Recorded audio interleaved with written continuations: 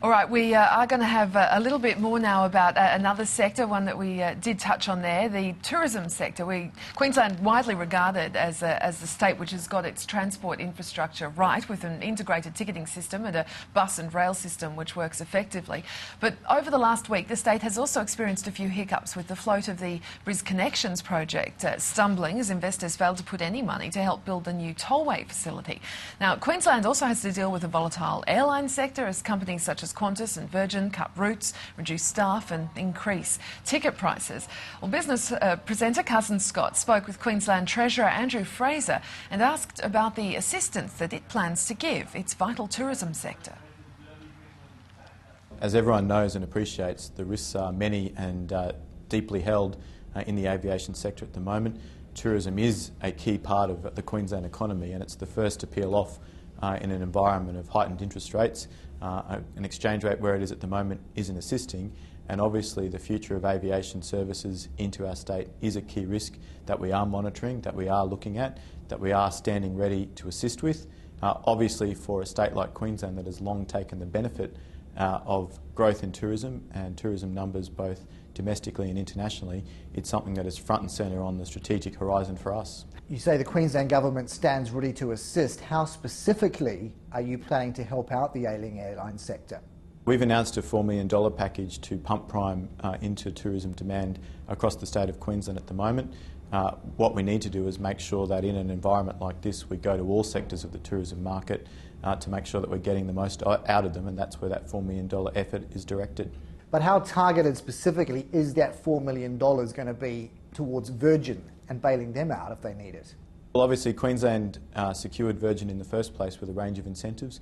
We're not proposing to go back into the space of providing direct incentives to airlines. I don't think any government would rightfully propose such a move, but we are there to maintain a dialogue with them to make sure that we can provide growth in the market, growth in destinations, and make sure that the Queensland product is attracting people on their routes. But Tourism Australia is handling the tourism dimension to the whole economy, including your state. Don't airlines at this moment in time need that targeted help, need the specific funding that you've just mentioned?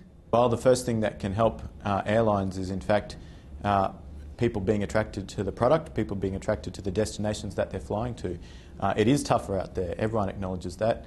It is particularly tough in the aviation industry at the moment.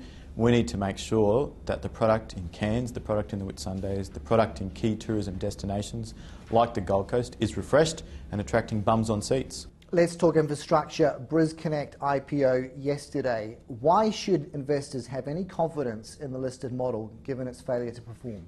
Well, obviously, today's day two of the listing of Bris Connections.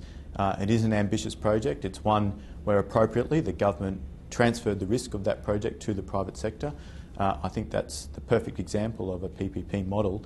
Obviously, investors have taken a view, perhaps somewhat predictable in the current market environment, but the fundamentals of the project remain sound. The fundamentals about growth for the City of Brisbane, growth for the State of Queensland, what that means for traffic volumes remain sound, and we believe that ultimately Bris Connections has a bright future. You talk about a transfer of risk. Aren't you essentially saying that's the very reason you're not getting involved, because it is so risky? Well, obviously there's appropriate and timely manners for governments to be able to transfer risk, to be able to ensure that we apply our balance sheet to other projects. It's not an endless balance sheet. It's a strong one in Queensland, but where there is capacity for the private sector to undertake projects such as this, then we welcome their participation in the delivery of those projects. We've seen equity markets on an absolute rollercoaster ride. How ill-timed is an IPO of this nature in such volatile markets? I think there's no getting around the nature of the market at the moment, but this is a long-term proposition. It is a long-run project, a long-run piece of infrastructure, and we believe that the fundamentals remain sound, and that's why ultimately we believe that this will successfully deliver $5 billion worth of infrastructure into the Queensland economy, into the Queensland region that will assist future growth. You obviously believe that, but what about investors? They voted with their feet. Well, I suppose that's a matter for investors, but ultimately for the state here, we've ensured that taxpayers are going to take the benefit of this infrastructure provision in a way that is the most economic. But if this is all about partnerships, don't you as a government have an inherent responsibility to be on board with this and sell the project to investors? No, I don't. I'm not the Spruiker and responsible for Bris Connections. They have their own road to hoe. That's what the nature of this task is. When industry and business and analysts talk about appropriately transferring risk to the private sector, that's what we've done. But isn't the whole concept of PPPs having the private sector working inextricably alongside government? So you do surely bear a responsibility. Well, as I just said to you, we remain fundamentally confident about what underpins this project. That is growth in the future of the city, growth in the future of the state, growth in traffic volumes. That's at the core of the fundamentals of this proposition.